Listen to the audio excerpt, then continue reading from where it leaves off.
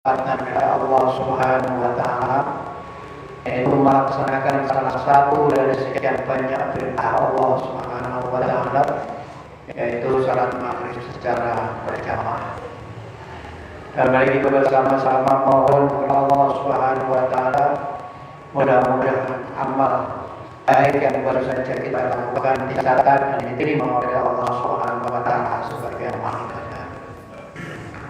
Salawat serta salam mudah-mudahan selalu tercurah kepada junjungan besar Muhammad sallallahu alaihi wasallam, para keluarga, para sahabat dan para tabi'in dan tabi'in, dan kita berharap nanti memperoleh syafaat dari beliau di yaumul qiyamah. Bapak-bapak dan saudara-saudara rahimakumullah, sebelum kajian tafsir kita mulai, mari kita bersama-sama membaca basmalah. Bismillahirrahmanirrahim. Selanjutnya waktu dan tempat kami persilakan kepada Ustaz Muid untuk menyampaikan kajian tafsir. Dari saya akhiri billahi taufiq wal hidayah. Wassalamualaikum warahmatullahi wabarakatuh.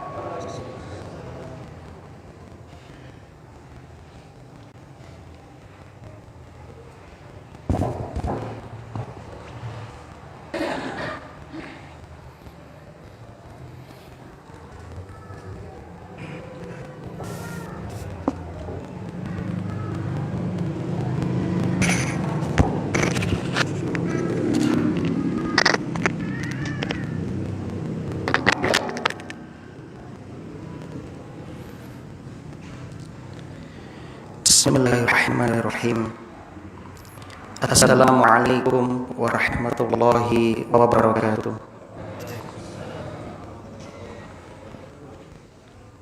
Alhamdulillah ala ihsani wa syukru lahu ala taufiqihi wa amtinani. Ashhadu an la ilaha illallah wahdahu la syarika la ta'ziman li sya'ni, wa ashhadu anna Muhammadan abduhu wa rasuluhu ad-da'i ila ridwani. Allahumma salli wa sallim ala nabiyyina Muhammad wa ala alihi wa ashabihi wa ikhwani. Amma ba'du, ma'asyiral muslimin, ittaqullah haqqa tuqatih wa la tamutunna illa wa antum muslimun. Alhamdulillah alladzi bi ni'matihi tatimmus sholihat. Segala puji bagi Allah yang dengan nikmatnya niat-niat solih hamba dapat terlaksana. Kita bersyukur kepada Allah di malam hari ini. Allah masih memberikan kemudahan, kesempatan kepada kita untuk menghadiri taman-taman surga. Dengan harapan mudah-mudahan kehadiran kita ini kelak dicatat oleh Allah dan dijadikan saksi di hadapan Allah Subhanahu wa Ta'ala. Mudah-mudahan Allah mengampuni dosa-dosa kita, memberkahi usia kita, menjadikan ilmu yang kita pelajari bermanfaat, meringankan hisab kita, dan mewafatkan kita semuanya dalam keadaan husnul khatimah. Allahumma anfa'na bima 'allamtana wa 'allimna ma yanfa'una wa zidna ilman. Allahumma hasibna hisaban yasira. Rabbana atina fid dunya hasanah wa fil akhirati hasanah wa qina adzabannar. Amin ya rabbal alamin. Salawat dan salam mudah-mudahan senantiasa tercurah limpahkan kepada baginda Rasul sallallahu alaihi wasallam, kepada keluarga, para sahabat, tabi'in dan tabi'ut tabi'in, dan kita berharap mudah-mudahan salawat juga bersambung kepada kita umatnya yang berusaha mengikuti sunnahnya dengan baik hingga akhir zaman. Allahumma sholli wa sallim ala nabiyyina Muhammad wa ala alihi wa ashabihi wa man tabi'ahum bi ihsanin ila yaumiddin.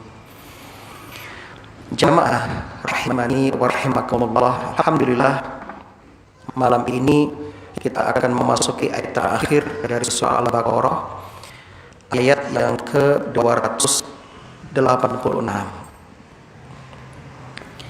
A'udzubillahi minasyaitonir rajim. Allah berfirman, la yukallifullahu nafsan illa wus'aha.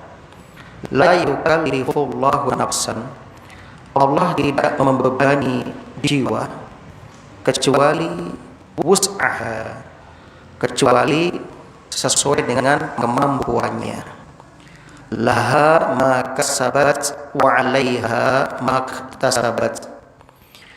Dia akan mendapat apa yang ia perbuat berupa pahala, dan ia juga akan mendapat apa yang ia perbuat berupa dosa.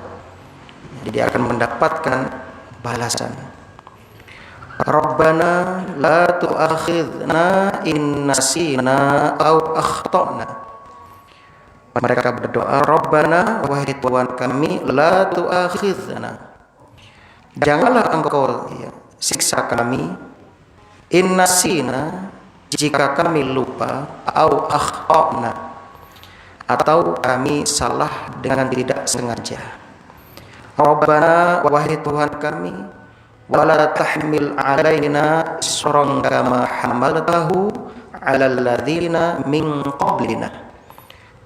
Rabbana, wahai Tuhan kami, wala tahmil alaina, dan janganlah engkau tanggungkan kepada kami isron, beban-beban yang berat, kama ja'altahu, sebagaimana kama hamaltahu, sebagaimana engkau pernah tanggungkan alal ladzina min qablina, kepada umat sebelum kami. Rabbana, wahai Tuhan kami, wala tuhammilna ma la taqata lana bih.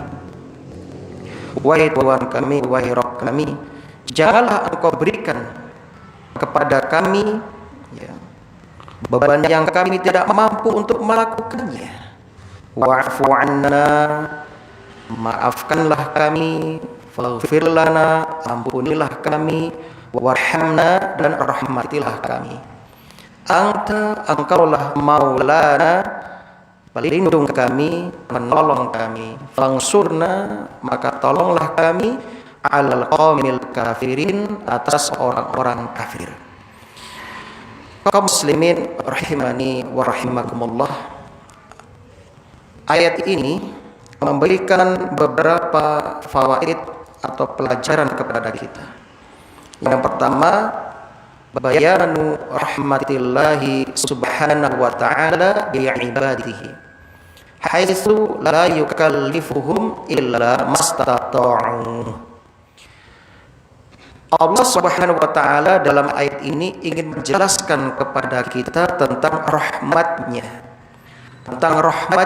kepada hamba-hambanya, yang mana Allah tidak membebani mereka kecuali pada apa-apa yang mereka mampu untuk melakukannya. Walaupun Allah mampu memberikan beban yang tidak mampu mereka kerjakan, namun Allah tidak menghendaki itu, karena Allah sayang kepada hamba-hambanya. Alhamdulillah ya.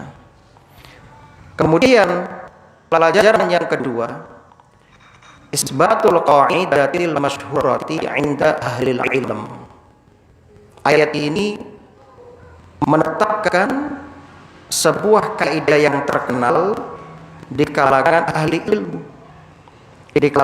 ilmu, yaitu la wajiba ma'al ajzi wa la muharrama ma'ad darurati. La wajiba ma'al ajzi, tidak ada kewajiban bila disertai dengan ketidakmampuan. Wala muharram ma'ad darurati, dan tidak ada sesuatu yang diharamkan bila disertai dengan keadaan darurat. Lakin in kana al-wajibul ma'juzu anhu lahu badlun wajibal intiqal ila badlihi. Tetapi apabila kewajiban yang tidak mampu kita lakukan itu mempunyai badal atau ganti, maka wajib untuk mengambil badalnya atau gantinya. Misalnya hukum asal wudu harus menggunakan air. Namun kita nggak mampu menggunakan air, mungkin karena sakit atau kondisi tertentu yang dokter melarang kita menggunakan air misalnya. Maka saat itu kita boleh berpindah kepada pengganti air, yaitu tayamum. Masya Allah. Fa illam yakun lahu badal saqat wa in ajizan badalahu saqat. Masya Allah ya. Tetapi jika sesuatu yang wajib itu ya tidak dapat kita kerjakan dengan ya badalnya, dengan gantinya, maka gugur kewajiban itu. Dan apabila mampu melakukannya, tidak melakukannya, maka juga gugur kewajibannya. Misalnya haji, hukumnya wajib. Namun ketika kita nggak mampu melakukannya, maka gugur kewajibannya. Zakat, hukumnya wajib. Namun jika kita tidak memiliki harta yang mencapai nisab untuk zakat, maka tidak ada kewajiban zakat. Itulah kaum muslimin rahimani wa rahimakumullah, kaidah yang agung yang dapat kita ambil dari ayat ini. Tidak ada kewajiban ketika lemah dan tidak ada yang diharamkan ketika darurat. Hukum asal ya khamar itu haram. Namun ketika darurat kita tidak ada kecuali khamar. Dikatakan darurat apabila tidak dilakukan akan membahayakan nyawa, membahayakan ya akal kita, membahayakan agama kita. Maka saat itu kita boleh melakukan yang diharamkan. Mengkonsumsi daging babi misalnya haram, tidak boleh. Namun ketika darurat, kalau kita enggak memakannya kita mati misalnya, maka saat itu kita dibolehkan memakannya dengan syarat tidak menginginkan dan tidak berlebihan. Ghairu baghin wala adin. Beda dengan orang yang sengaja menginginkan, dia siapkan stik babi, taruh di tas, lalu melakukan perjalanan yang jauh di padang pasir sampai ya sudah kehabisan tenaga, terus dia kalau nggak makan akan mati, lalu dikeluarkan stiknya.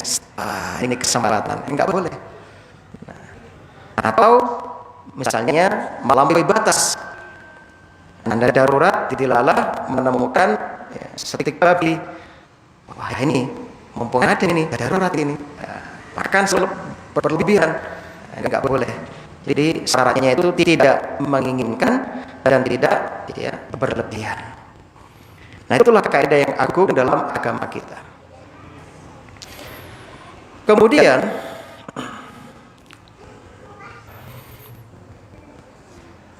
pelajaran berikutnya yang dapat kita ambil dari ayat ini,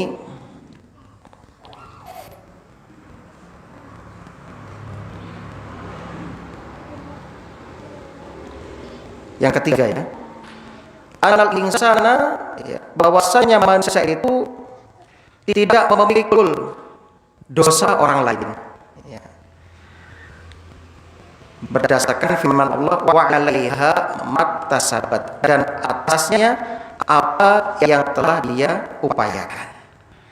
Jadi kita tidak ya, menanggung beban dosa orang lain. Bagaimana Ustaz? Ketika ada seorang anak, dia keluar rumah tidak berhijab, tidak memakai jilbab, apakah orang tuanya berdosa? Ya, tergantung. Kalau orang tuanya sudah menasihati, mendakwai, ya, menyampaikan kepada anaknya, "Nak, ini dalil hijab bagi wanita muslimah yang sudah baligh. Ini dalilnya, ini hadisnya. Kamu harus pakai jilbab." Ketika keluar sudah dinasihati, disampaikan hujah-hujah kepadanya. Ternyata si anak masih tidak mau memakai jilbab, maka saat itu orang tua sudah lepas, tidak berdosa. Namun jika orang tua membiarkan saja si anak melakukan perbuatan yang diharamkan tersebut, ya, dibiarkan, tidak dinasehati, pokoknya dia tahu, ya, anaknya melakukan kemaksiatan, dia diam saja, bahkan kesannya itu mendukung, nah, itu baru orang tua dapat bagian dari dosanya. Ya. Nah, itulah kaum muslimin yang berbahagia. Oleh karena itulah, kewajiban utama orang tua itu bukan hanya mencari nafkah, bukan hanya memberikan nafkah lahir kepada anak dan istrinya, namun kewajiban utama orang tua adalah ya ayyuhalladzina amanu qu anfusakum wa ahlikum nar. Hai orang-orang yang beriman, jagalah diri kalian, keluarga kalian dari api neraka. Maka kaum muslimin, ini tolong ditanamkan dalam diri kita, para suami khususnya dan para calon suami. Jadi sebelum menikah bukan hanya persiapan materi, tapi juga persiapan ilmu yang paling penting, ya. Nah, kemudian kaum muslimin, ya, dan juga berdasarkan hadis Nabi Sallallahu Alaihi Wasallam, man sanna fil Islam sunnatan sayyi'atan fa alaihi wizruha. Barang siapa yang memberikan contoh yang buruk dalam Islam, maka dia mendapatkan dosanya. Wa wizru man amila biha min ba'dihi, dan juga mendapatkan dosa orang yang mengikuti perbuatan itu setelahnya, alias menjadi dosa jariyah. Min ghairi ayyanqusa min awzarihim syai', tanpa mengurangi dosa orang yang mengamalkan sunnah keburukan tersebut. Nah, ini hati-hati. Di sini sahih, ya, riwayat Al-Bukhari nomor 5687 dan Muslim nomor 5766. Maka kaum muslimin yang berbahagia, jaga diri kita, keluarga kita, masyarakat kita dari api neraka. Kemudian pelajaran berikutnya, ayat ini menunjukkan mudahnya agama Islam. Masya Allah, Islam itu agama yang mudah, kaum muslimin. La yukallifullahu nafsan illa wus'aha. Allah tidak pernah membebani satu jiwa kecuali sesuai dengan kesanggupannya, kemampuannya. Alhamdulillah, ini prinsip agama kita. Yassiru wa la tu'assiru. Mudahkan, jangan dipersulit. Ya, basyiru wa la tunafiru. Berikan kabar gembira kepada umat, jangan buat mereka lari. Nah, itulah ajaran Islam. Ringan, mudah. Dan tentunya ini bagi yang mendapatkan petunjuk dari Allah Subhanahu wa taala. Karena terbukti walaupun Islam itu ajarannya berprinsip kemudahan, banyak orang yang tidak mau mengambil, ya, syariat tersebut. Ya. Ketika nggak mampu sholat berdiri, boleh sambil duduk. Nggak mampu duduk, boleh sambil berbaring. Alhamdulillah, mudah. Ajaran Islam itu sangat mudah. Maka prinsip ini juga harus kita ikuti sebagai guru, sebagai orang tua. Kita harus mempermudah. Kalau bisa dipermudah, kenapa dipersulit? Ya. Orang yang pekerjaannya mempersulit orang lain, maka dia akan dipersulit oleh Allah Subhanahu wa taala. Pemimpin yang mempermudah rakyatnya akan dipermudah oleh Allah Subhanahu wa taala. Nah, pelajaran berikutnya, anna lil insani taqah mahdudah. Ayat ini menunjukkan manusia itu kemampuannya terbatas. Kula lan panjenengan kemampuannya terbatas. Setiap kita itu pasti punya kelebihan dan kekurangan. Sekali lagi, tidak ada yang sempurna di dunia ini. Memang Allah jadikan dunia bukan tempat kesempurnaan. Allah jadikan kesempurnaan hanya di akhirat kelak. Jadi kalau jenengan mencari yang sempurna, ya nggak akan ketemu. Yang mau nikah misalnya cari yang sempurna, ya nggak akan ketemu. Pasti ada kekurangan. Kita aja nggak sempurna. Nah, jadi pahami ini sehingga kekurangan yang ada pada pasangan kita, pada teman kita itu bisa ditutupi dengan kelebihannya. Saya yakin setiap orang itu pasti punya kelebihan, punya kebaikan. Maka tonjolkan kelebihan yang dimiliki teman-teman kita, wabil khusus yang dimiliki pasangan kita. Nah, itulah sebabnya Allah menyebut pernikahan dengan seperti pakaian. Hunna libasul lakum wa antum libasul lahun. Suami pakaian bagi istri, istri pakaian bagi suami. Fungsi pakaian menutup aib, menutup aurat, menutup cacat, menutupi kekurangan yang ada pada kita. Maka suami istri saling menutup kekurangan masing-masing. Begitu juga dalam bermasyarakat. Ya wajarlah. Ya, maka pahami ini. Jadi sekali lagi kemampuan kita itu terbatas dalam keilmuan, terbatas dalam pemahaman, terbatas dalam hafalan. Sekali lagi kita nggak ada yang sempurna. Kita serba terbatas. Pelajaran berikutnya, analil insani maka sabah duna ayang kusam min syai'. Manusia itu akan mendapatkan apa yang dia usahakan tanpa dikurangi sedikit pun. Sehingga Allah berfirman, wa may ya'mal minas solihati wa huwa mu'min fala yakhafu dzulma wala habma. Barang siapa yang melakukan amal-amal solih sedangkan dia beriman, maka jangan khawatir untuk dizalimi atau dikurangi. Enggak akan. Yakinlah kaum muslimin, semua amal solih yang kita kerjakan dengan syarat kita beriman kepada Allah pasti dicatat dan akan dibalas. Bahkan Masya Allah, prinsip Allah itu sering saya sampaikan, al-adlu wal fadlu. Untuk balasan keburukan Allah menggunakan prinsip al-adlu, adil, satu dibalas satu. Untuk prinsip pahala Allah berprinsip al-fadlu, karunia, satu dibalas 700, satu dibalas berlipat-lipat, bahkan tanpa batas. Seperti puasa misalnya, puasa itu pahalanya tanpa batas. Kullu amal ibni Adam lahu illa syiyam. Semua amalan anak cucu Adam untuknya kecuali puasa. Akulah yang akan membalas pahala puasa itu. Begitu juga sabar.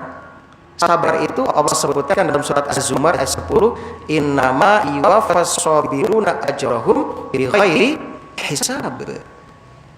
Sesungguhnya balasan orang yang sabar itu akan disempurnakan tanpa batas.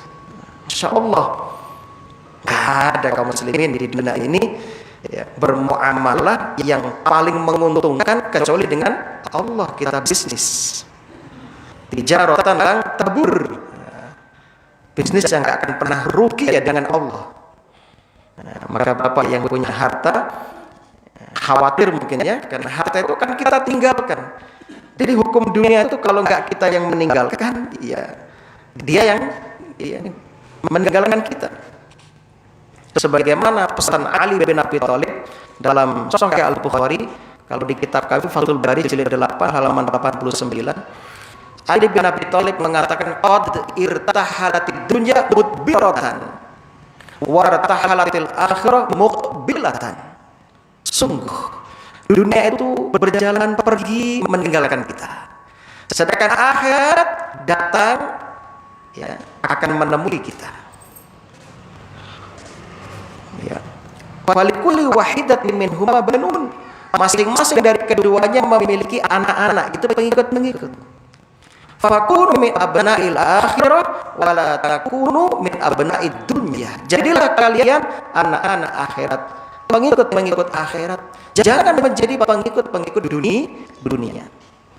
Fa innal yawma 'amalun wala hisabah. Karena sesungguhnya hari ini, detik ini adalah saat untuk beramal. Tidak ada hisab. Belum ada hisab. Wa ghadan, adapun besok hisab wala amal. Yang ada adalah hisab, tidak ada amal. Maka kaum muslimin, manfaatkan kesempatan yang Allah berikan kepada kita. Alhamdulillah.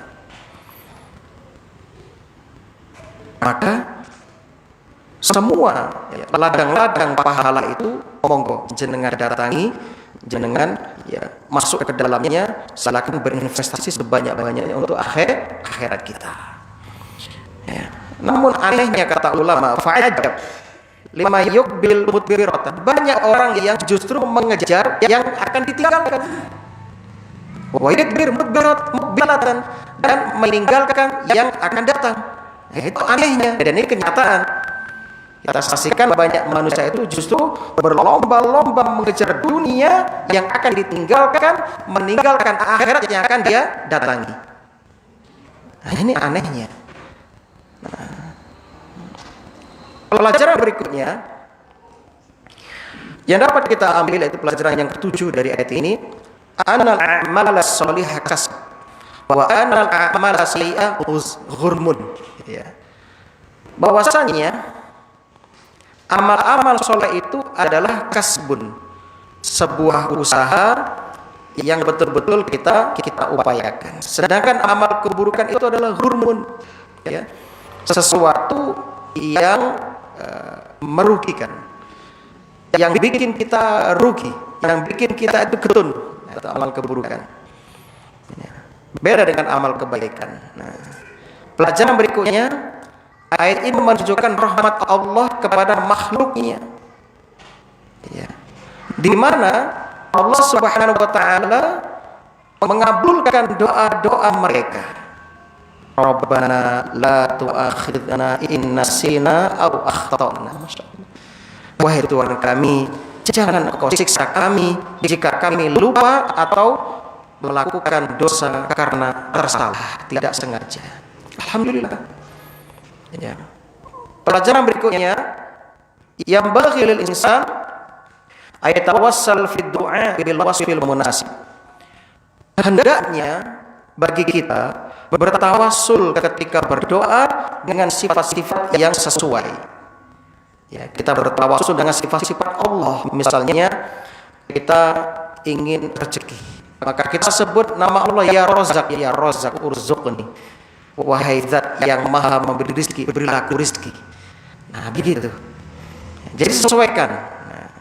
Dan biasanya tawassul itu diawali dengan rububiyah Allah. Seperti Rabbana atina fid dunya, Rabbi habli minas solihin, Allahumma, dan seterusnya. Pelajaran berikutnya, raf'ul mu'akhidah bin nisyan wal jahl.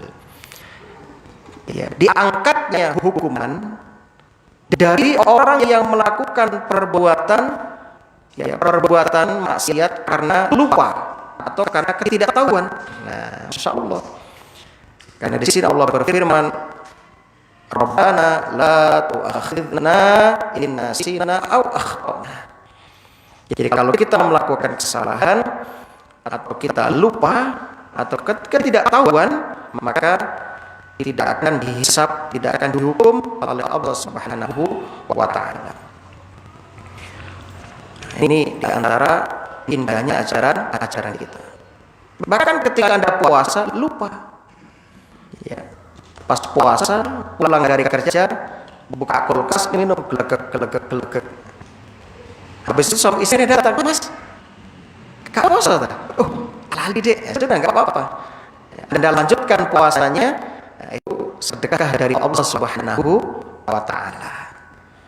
Puasa lupa makan habis satu piring, tiba-tiba diingatkan, kok Kok makan? Astagfirullah li. Nah, enggak apa-apa, rezeki dari Allah.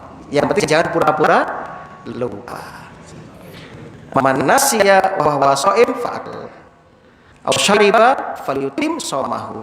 Begitu kata Rasul dalam hadis Al-Bukhari dan Muslim.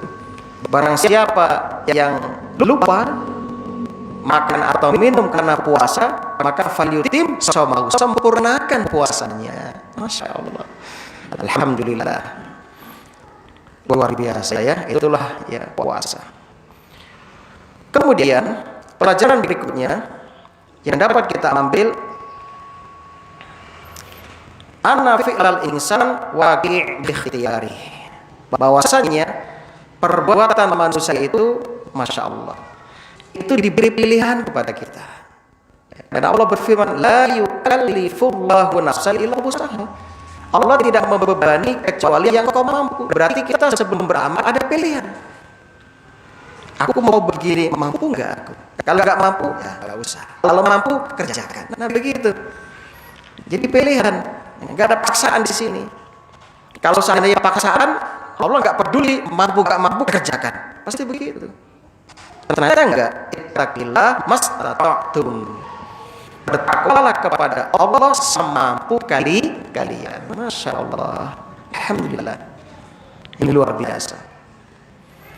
Pelajaran berikutnya, anna nisyan warid alal bashar wal khata' warid alal bashar.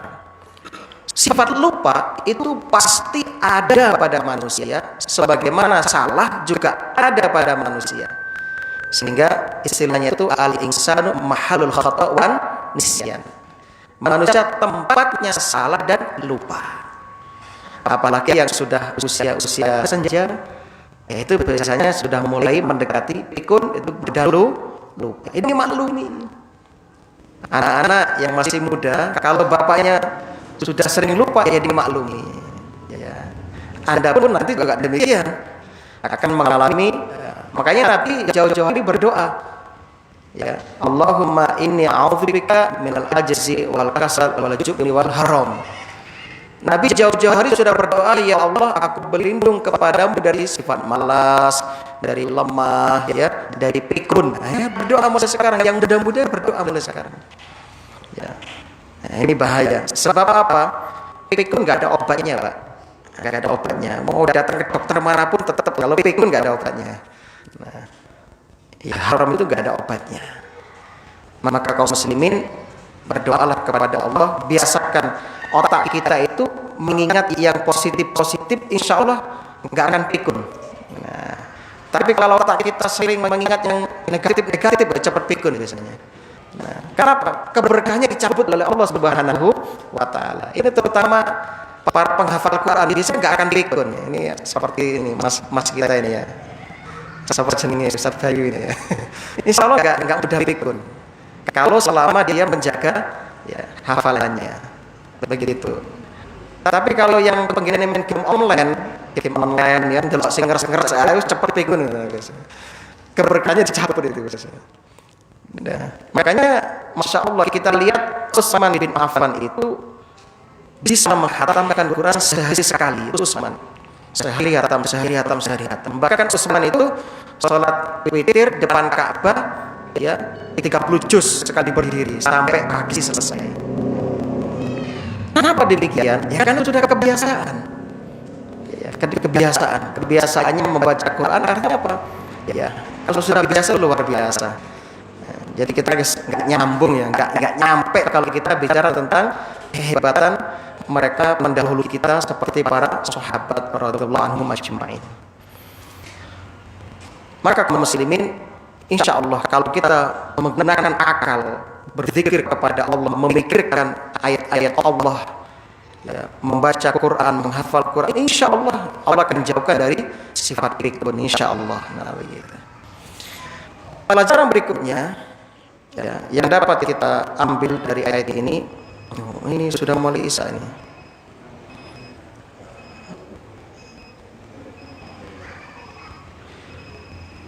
Imtinanullah ala hadhil ummah bi raf'il asar allati hamalaha min qablina. Masya Allah. Ayat ini menunjukkan anugerah Allah kepada umat Nabi Muhammad SAW dengan diangkatnya beban-beban berat yang dulu pernah dibebankan kepada umat terdahulu. Contoh misalnya beban yang diberikan kepada umat Nabi Musa. Umat Nabi Musa itu kalau pakaian mereka kena najis itu dipotong ya kena najis, digunting, terus ditempel pakai kain yang suci. Nah, begitu, Pak. Bisa dibayangkan. Kalau sekarang syariat itu masih ada. Kira-kira baju kita kayak apa sekarang modelnya? Kemudian umat Nabi Musa itu kalau nggak sholat di gereja atau sinagog itu nggak sah sholatnya, Pak. Kalau kita kan nggak, umat akhir zaman ini Masya Allah sholat dimanapun boleh kecuali ya dilarang seperti kuburan, kamar mandi kan nggak boleh. Sebab Nabi mengatakan ju'ilat liyal ardu masjidan. Semua bumi dijadikan masjid. Ya. Ada mau sholat dimanapun, tengah laut juga sah sholat. Ya, mau sholat tengah hutan sah. Ya, dimanapun itu boleh. Masya Allah. Kalau umat Nabi Musa nggak ada air, nggak boleh bersuci. Menunggu sampai nemu air. Jadi ceritanya itu umat Nabi Musa itu Bani Israel. Kalau sekarang batal, nggak ada air itu nggak boleh berwudu sampai nemu air. Walaupun berhari-hari nggak ada air ya sudah, dia nggak sholat sampai berhari-hari. Nanti kalau nemu air baru dikodok sholatnya. Nah, begitu. Itu umat Nabi Musa berat. Terus kalau melakukan dosa besar, tobatnya bunuh diri, Pak. Gitu. Nah, alhamdulillah kita dicabut dari ini, dimudahkan. Nggak ada air boleh tayamum. Ya, nggak ada masjid, sholat dimanapun Anda di muka bumi ini silakan sholat. Baju kena najis cukup dicuci, selesai. Nah, alhamdulillah mudah. Ngelakuin itu dosa gede, tobat, astagfirullah sing akeh, tobat marang Gusti Allah, selesai. Alhamdulillah. Allah ringankan kita. Umat Nabi Nuh satu kebaikan satu balasannya. Umat Nabi Muhammad satu kebaikan dilipat gandakan. Kenapa? Umat Nabi Nuh umurnya dawa-dawa, Pak. Umat Nabi Muhammad antara 60-70 tahun. Yang lebih dari itu bonus. Nah, sekarang kalau nggak dikasih bonus-bonus kayak gini, nggak nutut, Pak, amalan kita, Pak. Nggak nutut kita. Umat Nabi Nuh kan 100 tahun, 1000 tahun umurnya. Ya. Kalau kita 10 tahun kurunnya punya entek ya. Nah, makanya dimudahkan, Masya Allah. Ini nikmat yang besar menjadi umat Nabi Muhammad Sallallahu Alaihi Wasallam. Ini masih ada beberapa fawaid, ya, masih ada, insya Allah sampai 20 fawaid ini ya, masih kurang 5. So, kita lanjutkan yang akan datang sambil memasuki surah baru, surat Ali Imran. Mudah-mudahan ini bermanfaat. Subhanakallahumma wa bihamdika asyhadu an la ilaha illa anta astaghfiruka wa atubu ilaik. Aqulu ma tasma'un. Assalamualaikum warahmatullahi wabarakatuh.